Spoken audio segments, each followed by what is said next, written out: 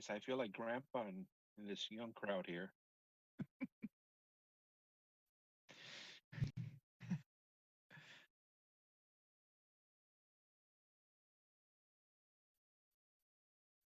Hello. Hello.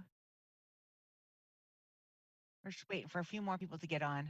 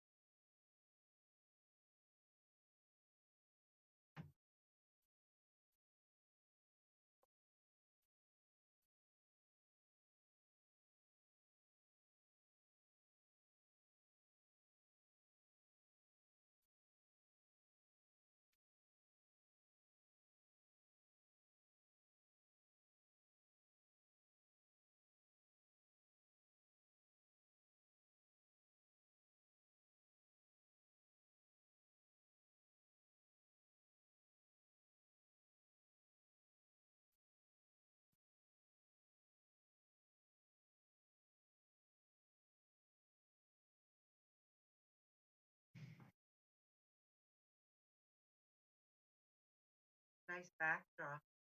Oh, thank you.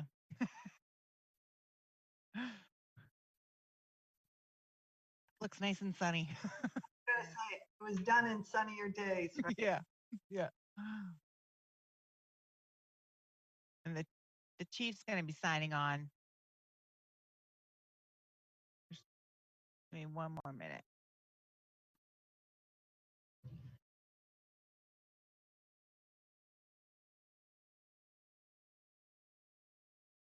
There we go.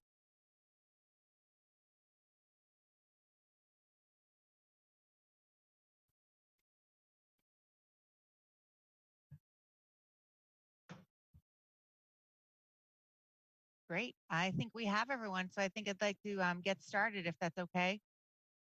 Is the chief Um, late for no, the first meeting? I'm sorry.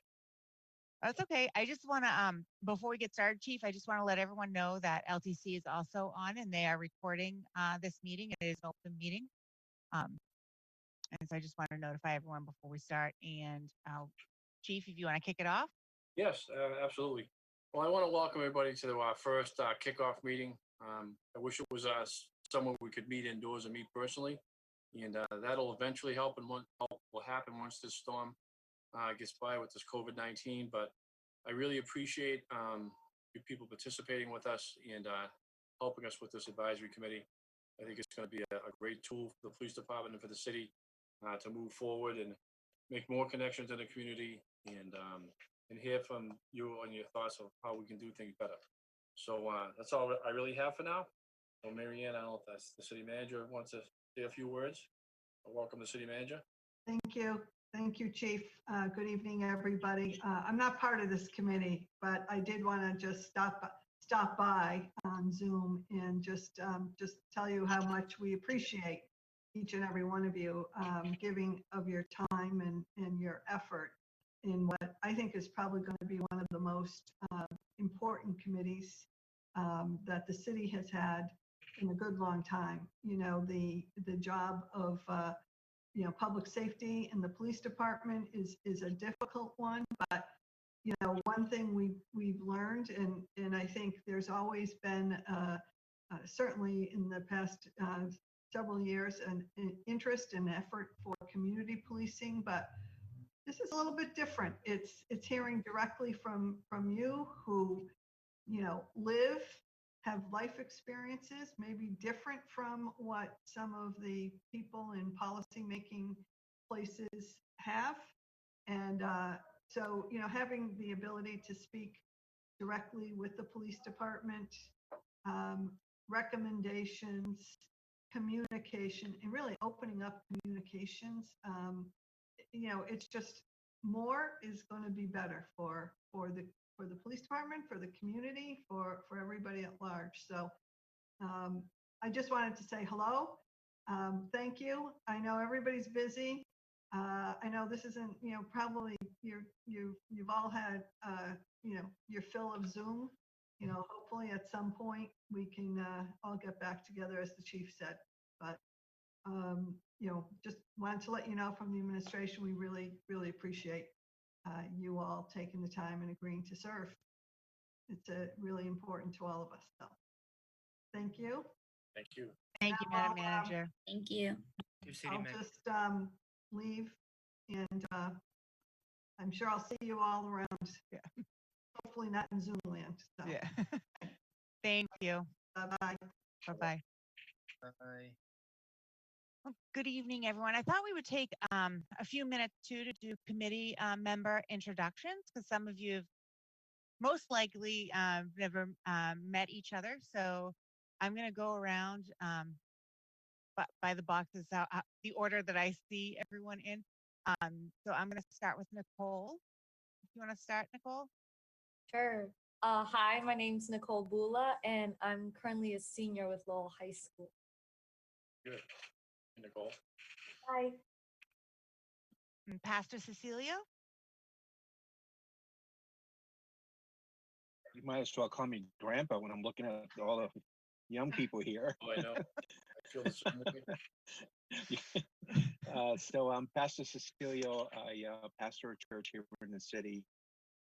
Been a resident of Lowell for a very long time. Through the school system in Lowell as well as UMass Lowell before Bible school. So I'm glad to be part of this group and hope to learn a lot from you and to be able to work along with the police department. Thank you. Michelle Martin. Hi, so my name's Michelle. I've lived in Middlesex my whole life, and I'm a citizen in Lowell, and I'm also a graduate student at UMass Lowell currently. So happy to be here. Thank you. Frederique. Yes. Hi, everyone. My name is Frederique Young. I have been a lifelong resident of Lowell all 21 years of my life. I'm currently a senior at UMass Lowell studying criminal justice, and I'm applying for my master's right now to specialize in criminal justice policy. Great. Very good. Thank you. Thank you. Zarais. Hi, my name is Zarais German, and I am a Middlesex Community College alumni. I am a junior at Salem State University, and I'm studying criminal justice. I'm excited to be with you all tonight. Thank Good. you. Michelle Rivera. Hi, everyone. I am Michelle Rivera, lifelong resident of Lowell. I am currently a real estate broker serving the Merrimack Valley. I also just acquired a building located on 74 Middlesex Street in downtown Lowell. And I am very much engaged in a lot of the philanthropy and just civic engagement within the community. So I decided to sign up so that I can continue to serve as far as safety is concerned. I've participated in a number of things throughout the years for the local police department. And I also want to learn from all of you because you're all in criminal justice. So I want to know what laws I can learn so that I can help serve the city a little bit better. Great. Thanks, Michelle. Thank you. Nader.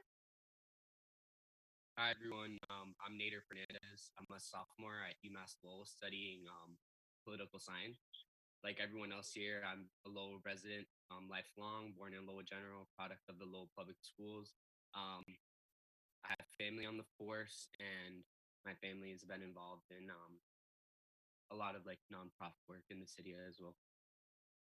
Very good. Thank you. Thank you. And Jen Vanthana. Yeah, so hello everyone. Hello, Superintendent Kellys and Marian. My name is Chance. So I'm the MPA graduate and a prospective PhD in public policy cohort at UMass Boston. I was a former policy and data analyst for the Lowell Housing Authority and a former board director at LTC. And currently I'm working as a researcher in the Department of Public Policy and Public Affairs at UMass Boston. So I hope to be able to use what I've learned from my school and my workplace to help the police department in our city of Lowell. Thank you. That'd be awesome. Thank you very much. Thank you, Kelly. Great. Thank you. Thank you all very much for taking the time to be with us tonight. And like the madam manager and the chief had said previously, we really hope some point in 2021 we can meet in person. But I just wanted to go over a few of, just review some things that we, went over during all the interviews too, like the goals and objectives of the committee, which are all outlined in the city ordinance. But I think one of the major keys of this committee is the communication, bringing the communication up to the police department and to the chief's office, and also bringing it back out to the community. We've realized over the course of this past year and doing interviews and talking to various people in the city and organizations that there's a lot about the police department that we now realize that citizens of Lowell uh, aren't aware of. Some of our programs, some of our bigger programs, with our aims to assist the community or people that aren't aware of. So that's really important, but also really bringing the voices back to the department from the community, and that's what we are really looking for all of you to do as well. Of questions, concerns, um, ideas, and we're really looking forward to that um, throughout the course of 2021 to get this started. So I know we all gone over. I mean, you've read the ordinance, so I'm not going to go over it point by point, but and I don't know if tonight is going to be a good opportunity to um, I had it on the agenda to vote on the chairs and the vice chair and the clerk, but I wasn't sure because this is the first time meeting if people would be comfortable with that, or if they wanted to kind of think about it and maybe do that in the January meeting. Um, what are everyone's thoughts on that? I think maybe if you went over like the responsibilities of each position, like what were you looking for, maybe people would, I don't know. Sure. So the chair would really be, coordinating the meeting and running the meeting, kind of like I'm doing tonight. Setting the agenda with the committee members and running the meeting. The vice chair would be doing that when the chair was not available. And then the clerk would be the one, taking care, like writing up the agenda and writing up the meeting minutes after they happen, and just and sending them out to the group. So those are like the big responsibilities of each, the chair, vice chair, and clerk. So there's no pressure to do this tonight. So if people want to think about it, and if you have any follow-up questions, you can always reach out to me, and we can wait till the second week in January and of our next meeting and do that at the beginning. If you're more comfortable with that, we're happy to wait if you would rather do that. Marianne, I just have a question. Sure. I, I, I'm understanding that this is an official committee of the city. Are we required to do any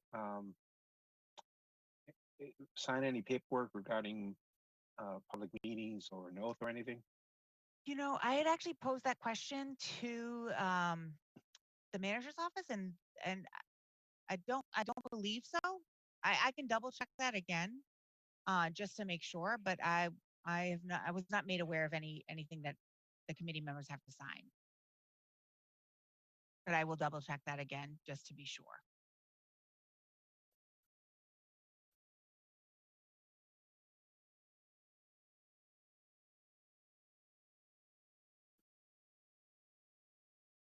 So let's plan on maybe the second week in January when we convene back. We'll give people over the holidays, and we'll wait till the new year, and we can discuss it then, and people have time to think about it. We can move from there. Does that sound good to everyone? Yes. Give me time to Sounds think. good. I'll get the answer about the paperwork before the next meeting. Oh, sorry, someone in the waiting room that I just realized.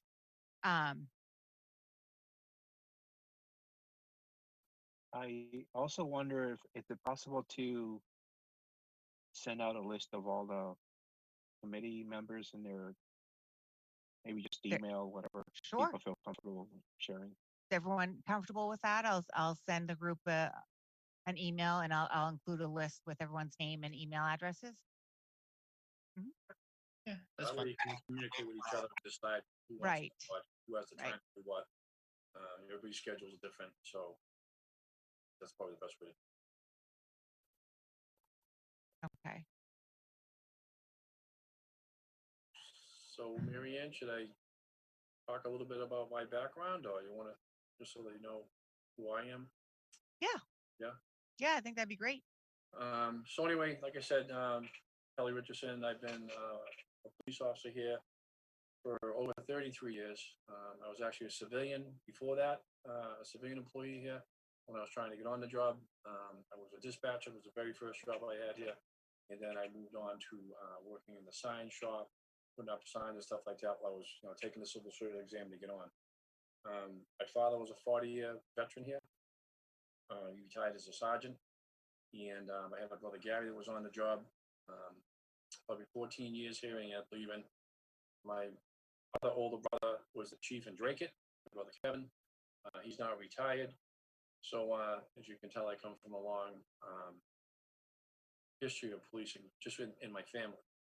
But as far as my career path and why I'm so committed to community policing and having meetings like this is that I was fortunate enough to, when I first started here, I worked midnights in some of our tougher neighborhoods. I spent 5 years, in the Acre in downtown in a one-man car. That was quite an education. And then I moved into the narcotics unit, and I spent roughly 5.5, 6 years there. And that's where it all kind of really started for me, was because I got to work with Ed Davis. Some of you are familiar with Ed. It's a personal friend of mine. Another guy I grew up in Lowell, grew up in Somerville, and his father was also a police officer. So, we were young narcotics detectives back in the early 1990s, and the city was a much different place than what you see now. There was a lot of crime here, a lot of violent crime, a lot of drug activity, and back then we didn't have the computers and stuff like that. We used to put up a map in the narcotics office, and we put up pins of what drug houses we hit. And after a year, we sat back and looked at that map, and all we had basically done for that year, there was probably 12 of us in the unit at the time, is basically chase all the drug dealers right around the city. We chase them out of Lower Belvedere, they go to South Lowell. So that's really when the conversation started about, how we need to change how we police in this city, because we're just chasing our tails.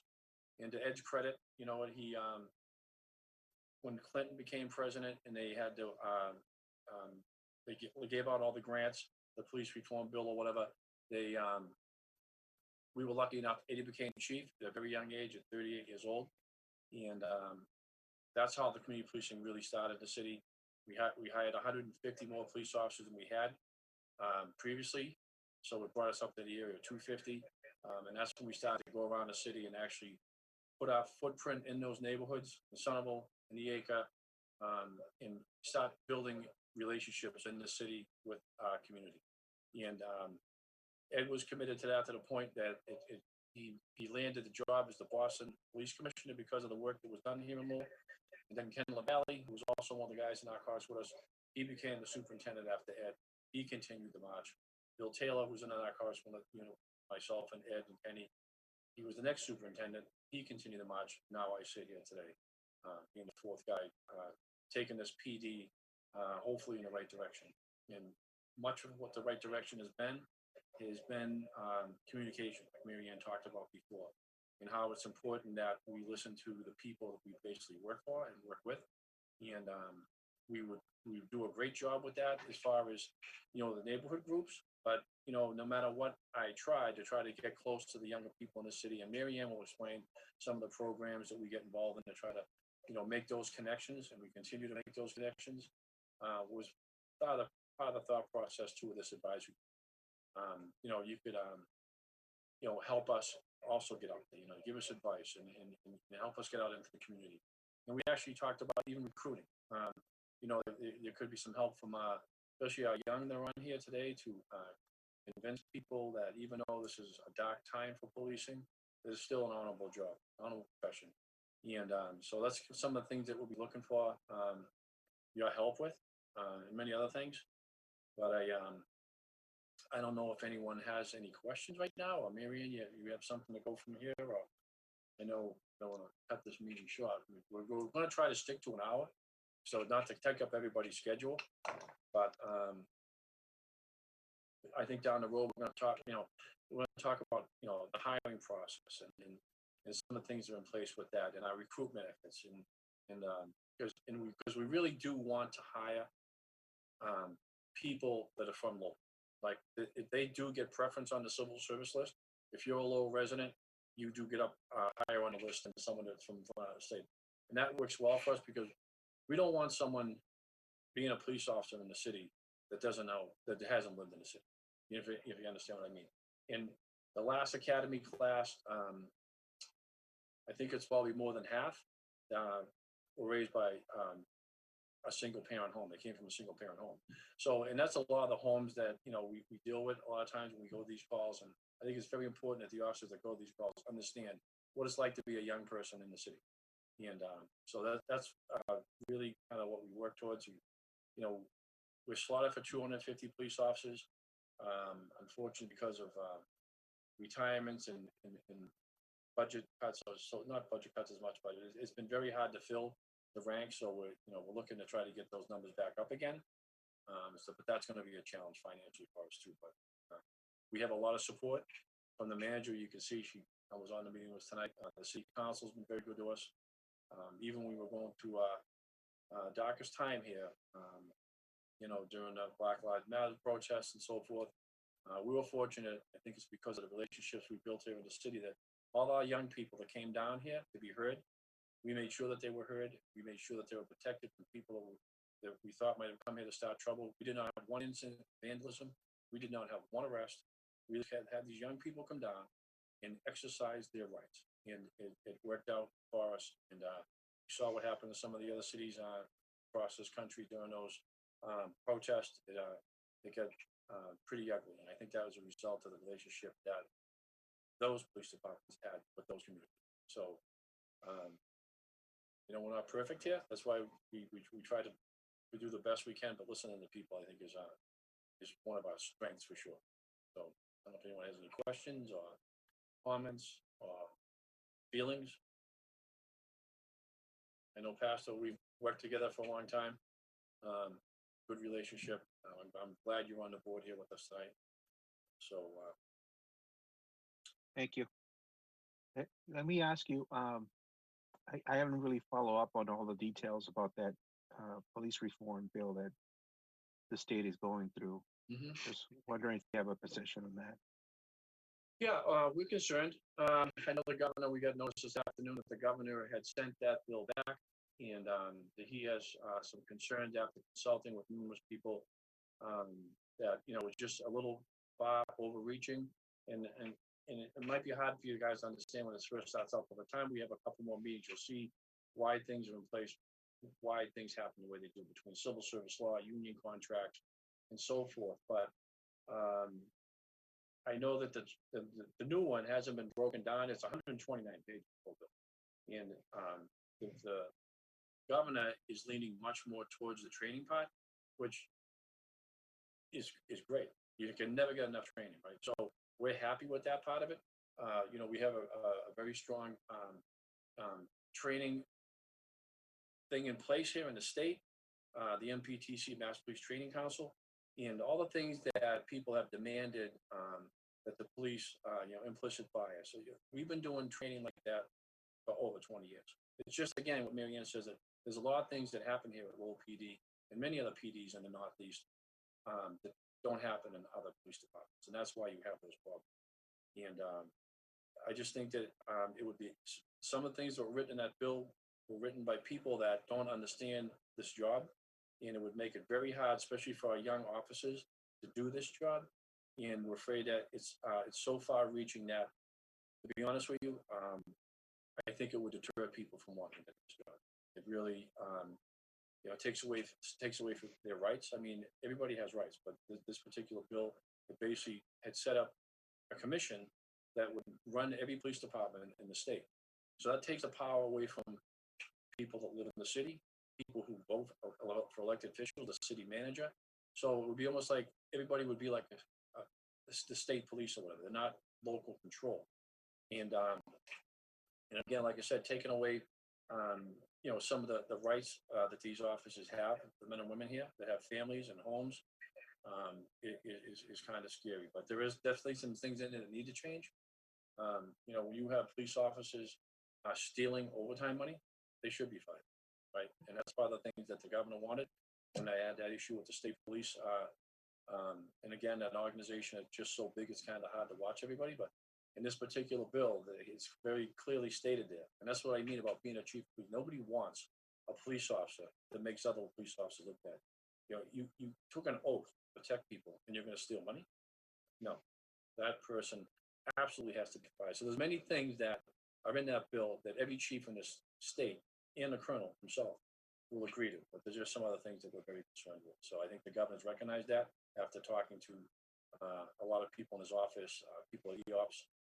So we'll see how it goes from here. But it's a tough time to be a cop. I'll tell you that right now, but we'll get through it. Thank you. Mhm. I had a Then- Go ahead. Sorry. I had a question about a DOJ grant that was given to the. I'm sorry. What was that? The grant? It's a DOJ grant for Project Lifesaver and Safe Watch. Mhm.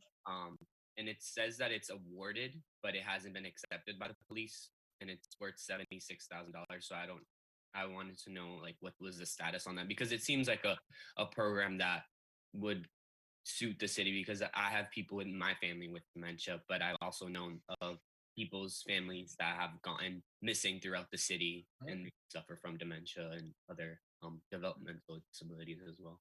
That should have been accepted by the city. The one piece that we do have to go through is it being accepted by the council, but we have to put everything together to go before the council. We actually have several different grants right now that have to go before the council. But that has been, I'll double check that and make sure that all the paperwork is lined up except for that last piece. But all of that should have been sent back to the Department of Justice. Definitely. We're very excited actually about that program.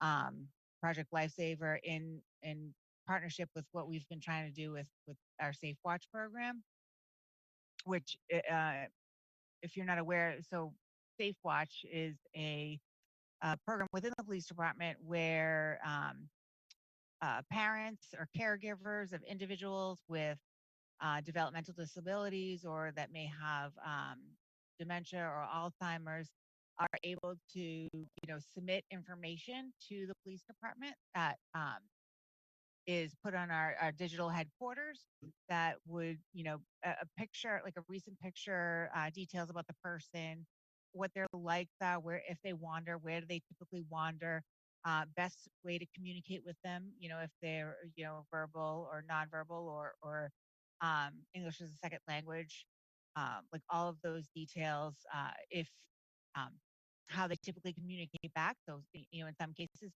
individuals will not look at you or will not, will respond in a certain manner. And that information is included in there. So if that person is reported missing, that information is readily available to officers to be able to see, go to the locations where they wander, and understand the communication piece, which is key.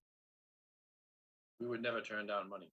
And that's one of the grants that were very important to us. And Mary Ann and her team have actually have got us a lot of grants over the years, Mary Ann. I mean, just the Shannon grant, I mean, we can have a conversation about that during one of the meetings, but Lowell PD has been very fortunate to, receive a lot of money that didn't cost the city taxpayers money to have these things like our relationship with the Boys and Girls Club, UTEC, and many others in the city. So we've been fortunate. Mary Ann and her team, like I say, do an excellent job. And this Safe Watch thing is important to us. And there's other things that we have, irons in the fire, as you would say, but this COVID-19 thing has tripped us up. Mary Ann, maybe you can talk a little bit about the, our other concerns as far as people with mental health issues that we deal with as police officers here in the city. and with the clinicians and the grant that you were able to get for us. Yeah, talk a little bit about that, maybe. Yeah, sure. So we did receive funding from DOJ for Justice Mental Health grant to be able to hire clinicians. So we've been working on this program to implement a co-responder program for the last probably 4 years. But we've been very methodical and working with researchers at UMass Lowell and looking to see, what's going to work before we chose, co-responder, what's going to work for the police department, what's going to work for the community. Because there's different justice and mental health programs. There could be co-responder, or you could have the critical CIT, critical incident training teams, or some people do hybrid models of, a little bit of everything. After planning and going through a bunch of meetings and talking internally and also talking externally to um, various social service agencies, we realized that really a combination of things is going to work best for the city. So one of which, one part is the co-responder program, the clinicians that would respond with officers to a call with somebody that is in mental health distress, um, to be able to be there to uh, either provide treatment, referrals, all of that on the spot. So that's one part of the program, the clinicians. The other part is getting at least 20% of our force trained in CIT, which is a 40-hour training. So we started this in 2019, and we secured slots in the training. We had five sworn personnel in each slot of the training, and there was like 7 trainings listed. Scheduled down in Somerville PD and I think Andover PD, and we were able to get through until COVID hit, and then that it stopped the in-person training. That last group was able to finish their training, so I think right now we have about 25 CIT trained. The other component is mental health first aid, which the plan is to get everyone, all sworn personnel trained in mental health first aid, and that is a 1 day course, 8-hour course, which the last couple of academies have been going through that. But then we have to go back and train everyone else. Unfortunately, due to COVID, we've had some issues with, in order for the instructors to keep their certification, they have to teach so many hours per year. And so, we had someone lose their certification. We're trying to get another supervisor uh, trained to be the trainer or get their certification to train. I'm sorry. And so there's been delays there, but those are the 3 main components is to get at least 20% of our force CIT trained. We also, part of that CIT training is also with dispatchers as well, because they're the first line to the calls, and then also the mental health first aid for all sworn and dispatchers, and then the clinician. So we have had some delays with the clinician piece of it. Our original partner that we've been going through the planning process with and working towards hiring clinicians, um, uh, due to financial issues, they were because there's a matching component to this too. They weren't able to commit to the programming, so we've had to go out and find a new behavioral health partner.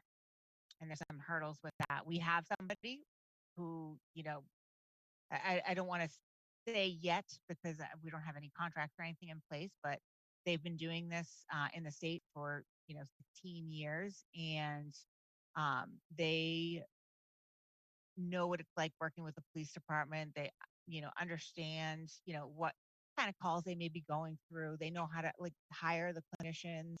If they go through a certain process of hiring the clinician, it's a 4-step process. The last piece of the hiring is a ride along, because what they have found is that if they get through the 3 steps with the interviews, and then they've had clinicians go on the ride along and then decide this isn't for me. I won't be able to do this, because it's not for everyone. You're responding to various scenes, and it's not for everyone. So they do really due diligence on finding clinicians that will pair well within police departments, which we think is very, very important because for both the community and the department, if we want this program to succeed, we need to have, the police and the clinicians understand each other. And it's like when like when you first meet someone, if there's a really bad impression, that can have lasting effects on the program. So that's how we look at it as well with this program. But we're hoping, and I was really hoping by the end of 2020 we would have this up and running. But now early 2021, we are working towards getting those clinicians on board and getting all of our contracts in place. Um, and we're super excited. The officers are very excited about this. It's just another tool in their toolbox between the training and having the clinician. There's another PD in the state that we went to visit that been doing this for some time now. And they were great. We went there, they came here. And they talked about when they first started with the clinicians that the cops didn't really know what to do with them. So they didn't like engage with them too much. For the first couple of weeks or whatever, the clinician would be sitting there at the station. And if they need them, they'd come and pick them up and take them to the call. Well, within like 2 weeks, they were fighting over the clinician because they realized what a great tool this is. Because so many times as a police officer, you end up in these situations with good people who are just having a mental health episode that you don't have the tools to fix, right? And now it's a recipe for disaster. Something's going to happen. And we've seen, luckily not here, we lucked out. I think you've been watching the media here in the city that, there's been several incidents over the last year or two that our officers have gone to calls. I remember the one over in South Wall where the guy answers the door with a hatchet and runs at the officers, and the officers disengage and they end up getting the hatchet off him. They bundle him up. They take him up to the hospital. He gets treatment. And honestly, it's the only time it's ever happened to me. He called the office, that particular man called the office about 2 weeks later and thanked us for not killing him. I'll never forget that phone call as long as I live. That was like, what? And that's when I was like, we need to do this. We need to. And it was just a good guy. He says, thank you. My kids, my children still have a father. And he had a mental breakdown. He had some bad news from his wife. And he just started drinking and called the police and said there's a problem and kind of tried to set the police up to do harm to him. But, he got the help he needed and then to call here and say that's a good day of policing. So this is something we have to do. Mm-hmm.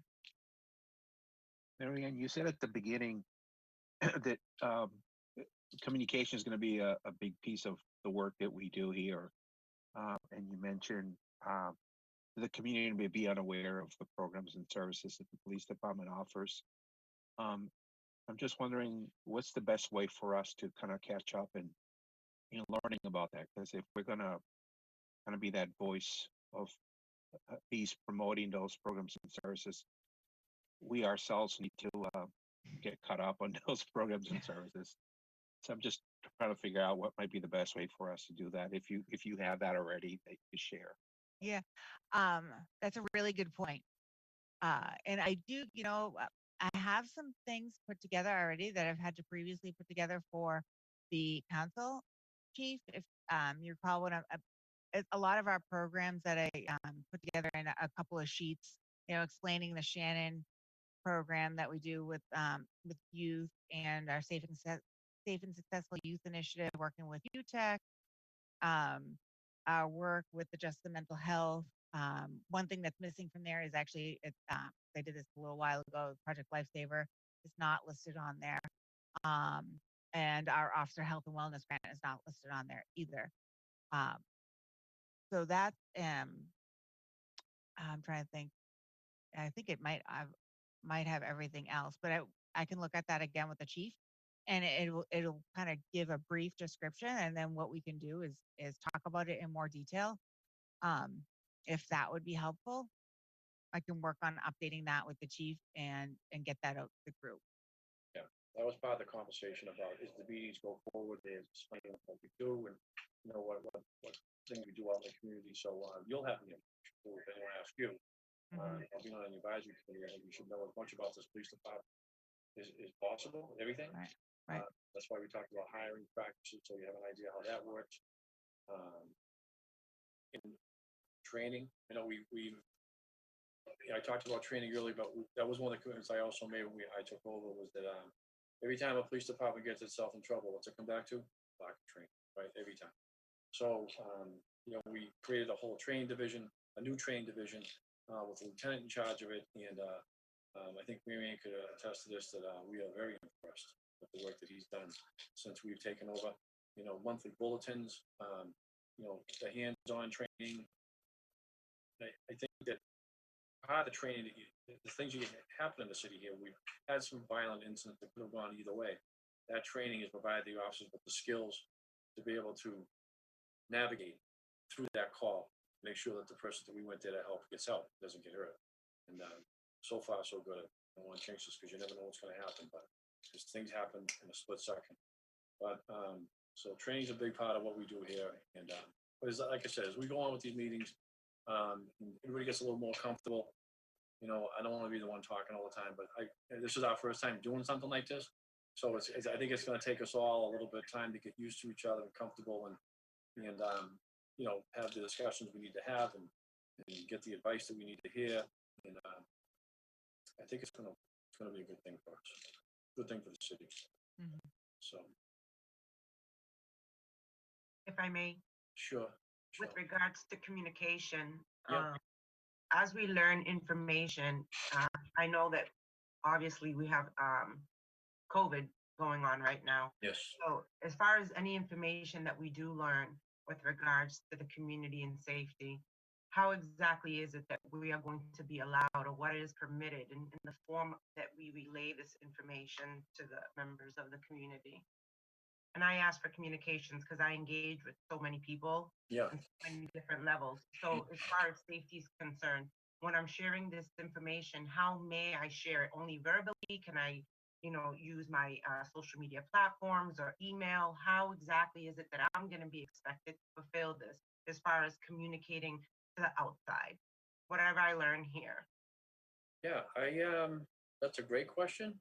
But I don't see, and we're not hiding anything here. I mean, we're actually trying to get out as many people as we can so they understand, what we do, because there are a lot of things here. And this has been one of my challenges, that when we took over, I'm not a social media person, and, we're trying to get the right public information officer to get the information out. Marianne does a lot of it, but there's a lot of stuff. So I don't think there'd be an issue with, I don't know what you think, Marianne, but I mean, honestly, like, so if I use the example of what Pastor Cecilia was just asking about, and like maybe if I'm updating those the sheets with the information with our newer programs and our existing programs, like those can, um, those could be shared. I believe on. I mean, it's all public information, so those could be shared on your social media platforms. But you could also talk to them. So talk about them to um,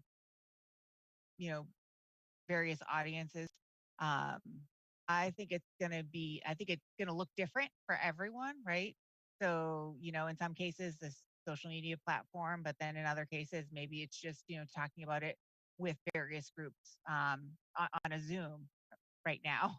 Hopefully, in the near future, in person, um, and maybe small groups that could be in person. But right, I would lean towards the committee members and what you think is going to be the best venue to share.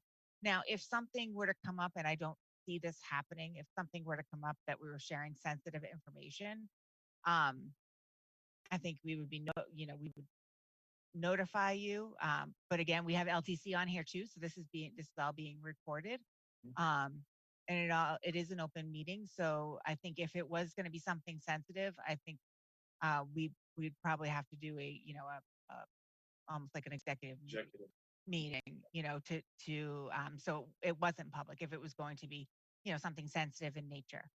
I don't see that right now. I can't think of anything that would occur that we would do that, but anything we talk about here is public information and it is being recorded, and um, so I don't see any issues with sharing what we're talking about, or any documents that we're or flyers or anything, pamphlets or anything that we're sending out to you. That's all going to be public information. Okay. And So there is definitely, limitations. I'm So sorry. I understand that this is being recorded on LTC and it's public, but I guess what I'm gearing my question more towards, there is no limitation, so we're not crossing any other boundaries. I just want to make sure because that seems to be a major concern now. So many folks crossing boundaries left, right, and center, and I want to make sure of that because when I go out there to the public, I may not always know who I'm engaging with, but if I start to become familiar with someone's situation and I can relay them back to any of the services that are being offered from the police department or any other organization at that, I want to make sure that it's being done adequately. I Yeah. don't want to cross any boundaries. And if something were to come up, if you had a community member that you were in touch with that had, was going through some struggles, you could reach out to us privately and we'll be able to connect you to the services. But then we could talk about the services in an open forum like this. Right. And if you don't feel comfortable with it, Michelle, like you say, you call us, phone, whatever, you come in to see us, and we'll have people take care of it. And I know you're opening up. Is there going to be a church down there on Middlesex? The Civic Center, there is a congregation holding services on Sundays, but it's Civic Center. Okay. And congratulations, that was a great article in the Little Sun a couple of weeks. Oh, thank you. Yeah, that was good one. So I want to add on to, I don't want to take up the whole platform or all too much time, but I guess another question I have in mind is, being this is on LTC and it is public, and obviously it's being recorded, how is there any other form that the public is aware of these services? Because not everybody watches LTC. So I'm trying to make sure, how else can other folks in the community, even small businesses? I mean, right now we know in downtown Lowell, there's a ton of things going on in downtown Lowell with regards to, substance abuse, mental health, and homelessness. And a lot of these small businesses are affected by that. I'm not too sure they're well aware of how to handle that, but should they come across information, I mean, if they're not coming across the information that we have our hands to, they don't all watch LTC. So are there going to be pamphlets that we can share with them so that they're aware and they can contact the right folks at the right time? We could, I think as part of this committee, honestly, these are the kind of ideas that we're looking for from you to, like, what is the best way? So this, we've been doing X, Y, and Z over the last decade or more, but clearly we need other avenues. So we'd be looking for suggestions from you. So if it's pamphlets to be able to hand out, then we would be able to, start working on those types of things. If it was something else, so that's really good. That'd be really good information for us to have, and then we can act on it. We can get things. We create different documents or pamphlets or whatnot to be able to get to you, to get to the community. Because we understand not everybody watches LTC, not everybody's on social media, and not, everyone is looking in different places, right? At various, for various information. That's why it's so hard for us to get to everybody, even with the social media part. We, like I talked about, we have the neighborhood groups, but I mean, that's a good point, Michelle. I mean, small business downtown, because of COVID-19, we stopped all our neighborhood meetings. So even if we were trying to Zoom our neighborhood meetings, everybody that's on the screen right now will be there, but then our older community that really don't use Zoom or even use their computers, we lose touch with them. So the only time we had touch with our older folks is through the neighborhood meetings, sidewalk meetings. We go into a neighborhood on a Saturday morning. We knew everybody was home before they started to go out to do their errands, and do meetings there and listen to what they have to say and tell them, what services we have. But that's a good idea about the flyers. We can sit down and have a conversation during one of these meetings and see what's needed, find the funds, have them printed up, and get them out there. We'll send some officers out to flyer a neighborhood. We've done that before. We do it with the lock it and lose it cards when we start to have issues with people getting to lock their car doors, which is really kind of happens a lot, believe it or not. Just happened the other night. They got a gun off a guy. Last night. went to a call on Lawrence Street, someone left their car open, guys in the car like at 3 in the morning, and the officer, two officers go there. Guy tries to get out of the car, reaches in his pocket right away, they grab his, pull his hand out, and there's a gun. So now you got people, you know, so this trying to get the people's that message out there sometimes is hard. So I think that's a good idea. Flyers. Mhm. I guess this is just a comment. Like I know on the agenda, like for moving forward and stuff like that.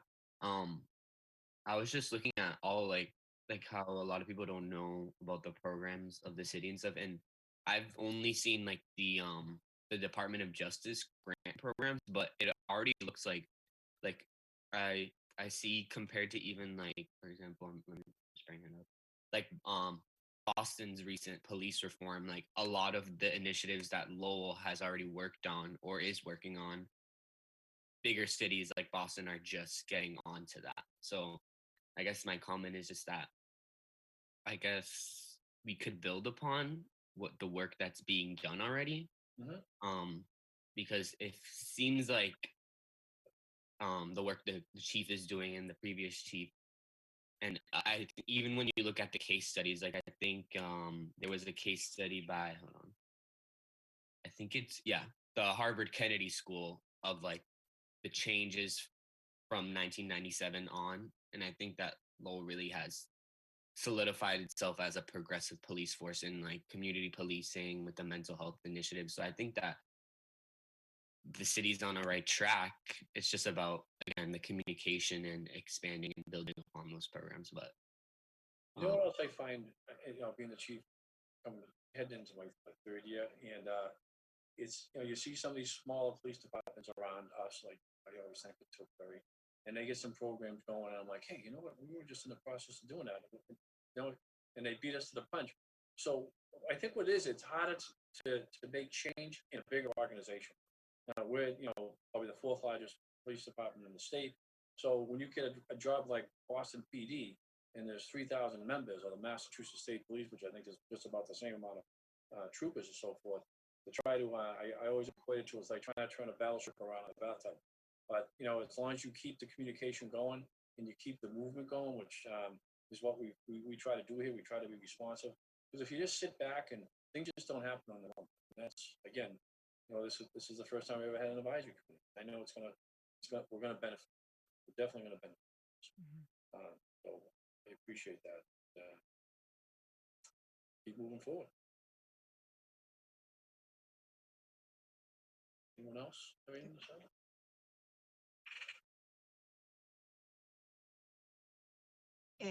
If nobody else has any questions or comments or anything, I do like I just kind of want to touch base on 2021. So our next meeting, I think it's the 14th. I think it's January 14th.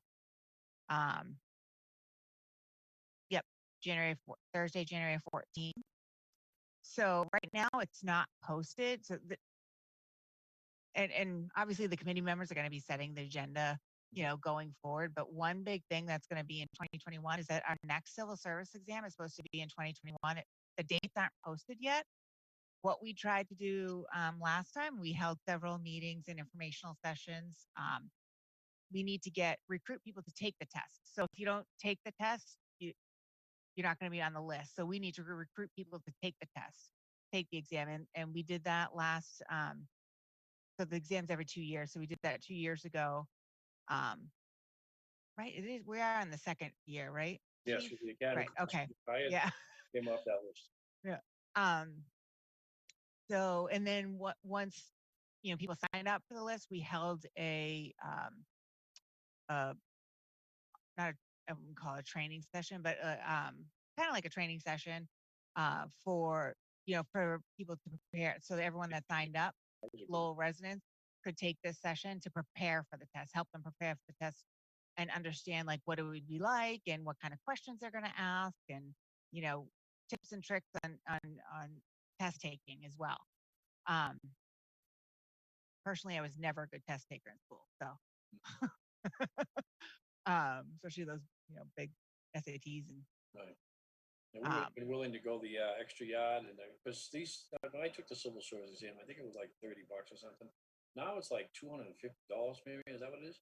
So there was some kids I in don't the have city it. that I mean, the families are struggling, and to come up with that kind of money to take the civil service exam. So we basically, told the kids that came to these classes, which was what 40, and some of them were in Yeah, the I think academy class. Some of the yes. kids that went to our classes we paid for to help them take the civil service exam actually did well on the exam and Mhm. actually graduated from the academy. Monday we penned them, right? Monday they graduated Monday, yeah. from the academy.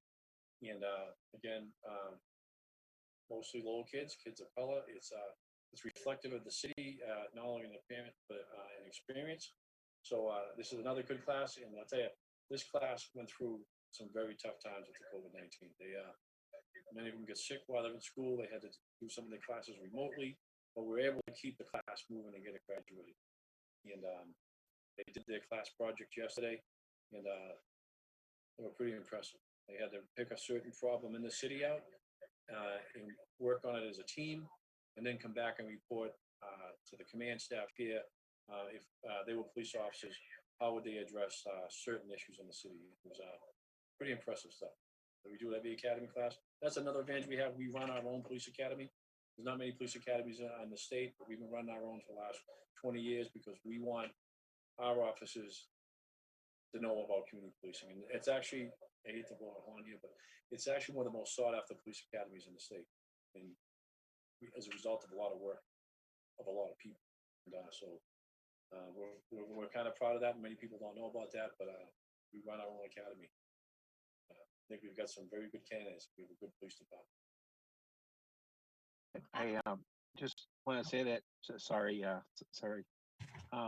That prior to those trainings that you held, you also had meetings at the local community health center with community members to inform them about the upcoming training. I think that was helpful in getting the information out for people to sign up.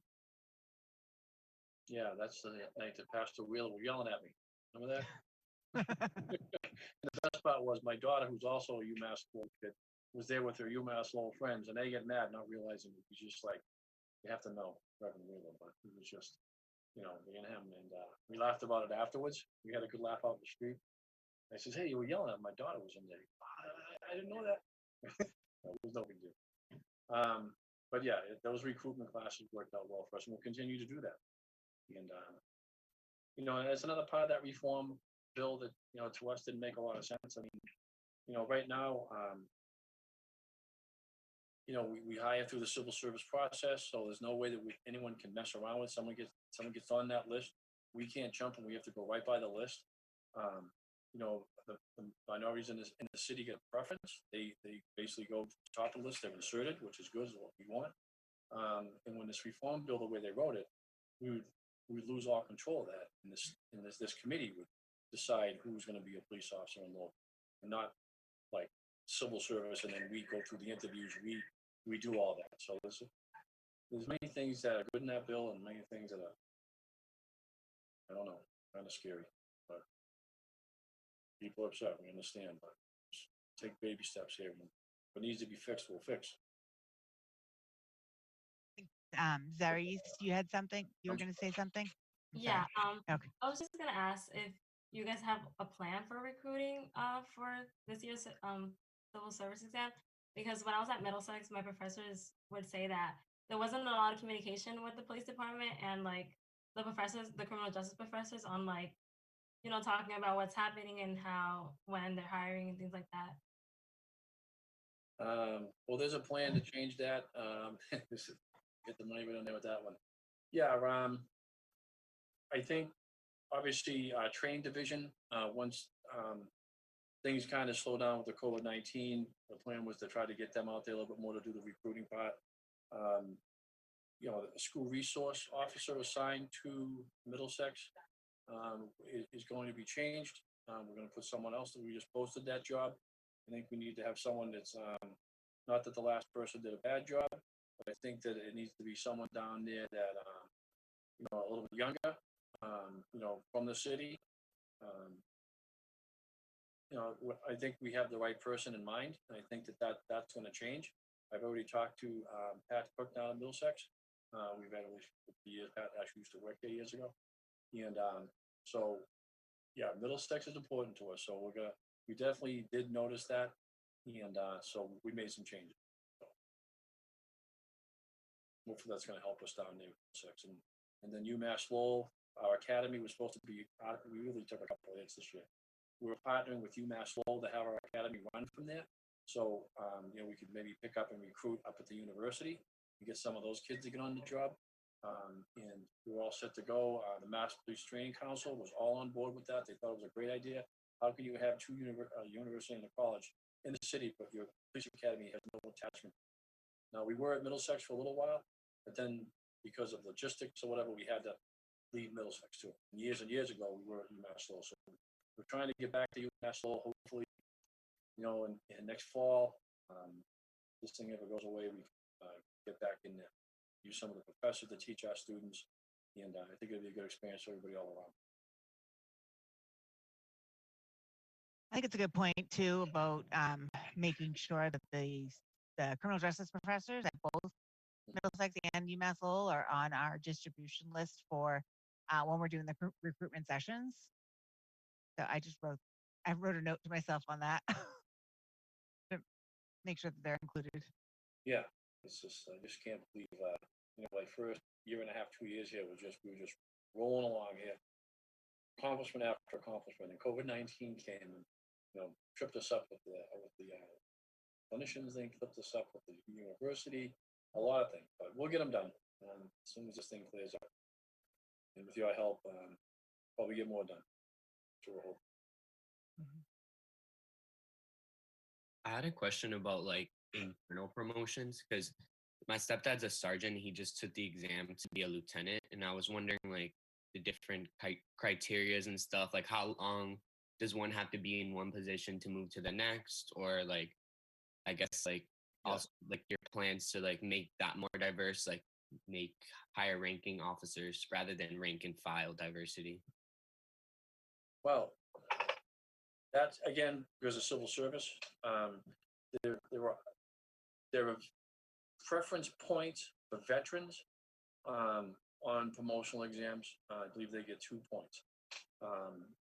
As far as a minority status from one rank to another, under civil service law, that doesn't happen.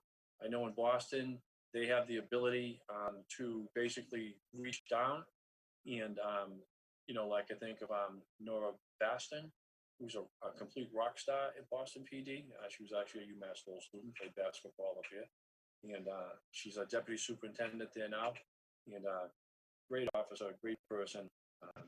She still brings some of the inner city kids, girls, up to the university to play basketball when the gym was open and stuff like that. But I don't know what their charter is that they can do that. I know that we're strictly on the civil service. But I think what it is after a certain rank, I really don't know how they do it. They've been doing it for years. Sometimes they'll reach down and take a lieutenant and bring them all the way up. But I think the goal is here, no matter what, is always to try to pick the best candidate. And we've actually went out this time and kind of recruited our people in our organization to take these promotional exams. Because it seems for a couple of years, people weren't interested in it because they were making more money as far as working road jobs and details. And when I sat in this chair, I looked down and said, well, you know what? I need to start building this police department for the future from when I'm gone. And the guy in front of me, the next guy, he's gone. So we were very successful in getting some of our star players here to take the last sergeant exam. And I know when that list came back from civil service, it looks like I wrote it myself. You know what I mean? I was very impressed with the young men and women who are on that promotional list for sergeant. We are waiting for our lieutenants, waiting desperately for our lieutenants assessment center marks to come back in. It was taken probably about a month ago for captain and lieutenant. So we'll have to see how that goes. I know we have some openings now to promote, so we're just waiting. And it's really about getting people, making them part of the team. But they gotta want to be part of the team. So we went out, we recruited, and we're hoping that this helps us build this organization into much more reflective of the community, and and they have some good cops who are supervisors that understand this job, are willing to hold people accountable. That's very important, especially the first line supervisors. To me, it was always the most important job here because they're where the rubber meets the road. They're the ones that are out in the street with these young officers and see what they do and hopefully help them, correct any mistakes that they're making right then. Don't wait until it's a complaint. And I think we've been pretty successful as far as that goes. But like anything else, you can always do better, right?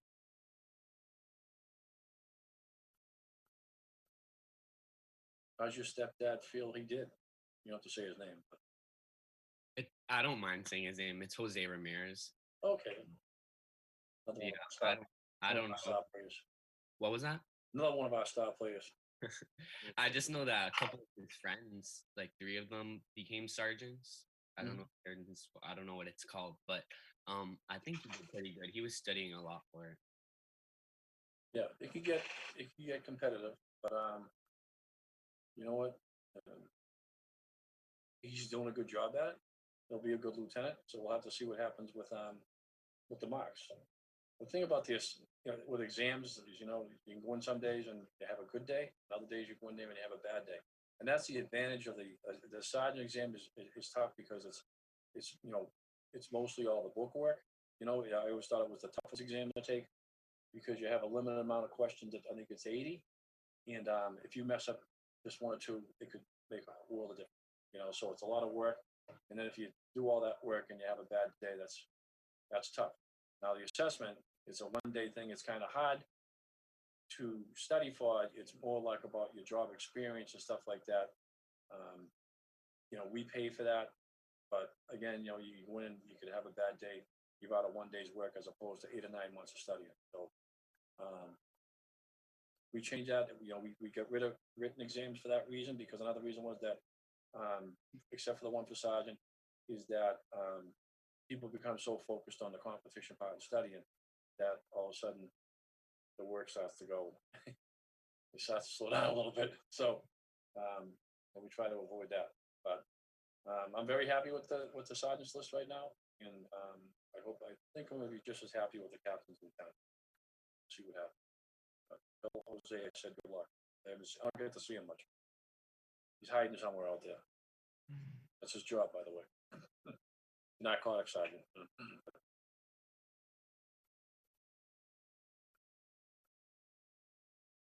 Does anybody have anything else?